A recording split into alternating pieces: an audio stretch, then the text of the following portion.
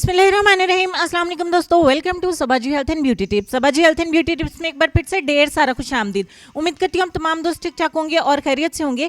आज की वीडियो में एक छोटी सी टिप बहुत ही पावरफुल, बहुत ही असरदार और बहुत ही सस्ती आप दोस्तों के साथ शेयर करूंगी पलकों को लंबा और घना करने के लिए। अगर आप अपने आईब्रोज को भी बहुत ज्यादा थिक करना चाहते हैं तो आप इस रेमेडी को जरूर इस्तेमाल करिए। सच में बहुत अच्छे रिजल्ट्स मिलते हैं। एक बार जरूर इस्तेमाल करिएगा, आपको इसकी आदत हो जाएगी और आपके पलके और घने बहुत ज्यादा थिक हो जाएंगी।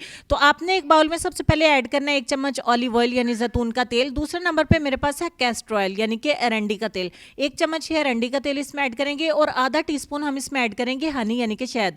बहुत ज्यादा सर्दी हमारी तरफ होने की वजह से हनी बेचारा फ्रीज हो गया। अब हम इसको माइक्रोवेव में सिर्फ 15 या 10 सेकंड के लिए रखेंगे। तमाम चीजों को अच्छे से मेल्ट करेंगे, जो कि मैंने कर लिया है। अब आप इसे किसी भी छोटे से जार में, डब्बी में स्टोर करके रख लें। ठंडा होने के बाद रूम टेम्परेचर पे रखिए और रात को आपने सोने से पहले इसको किस तरीके से इस्तेमाल करना मैं आपको बता देती हूँ।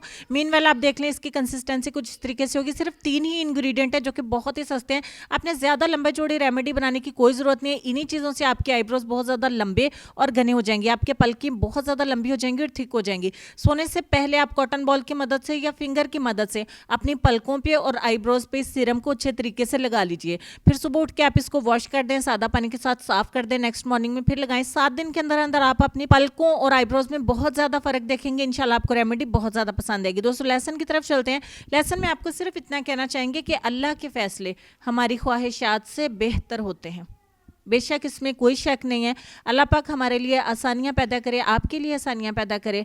तो अपना ढेर सारा ख्याल रखिए। इंशाल्लाह मिलते हैं नेक्स्ट वीडियो में। तब तक के लिए अल्लाह हाफिज़।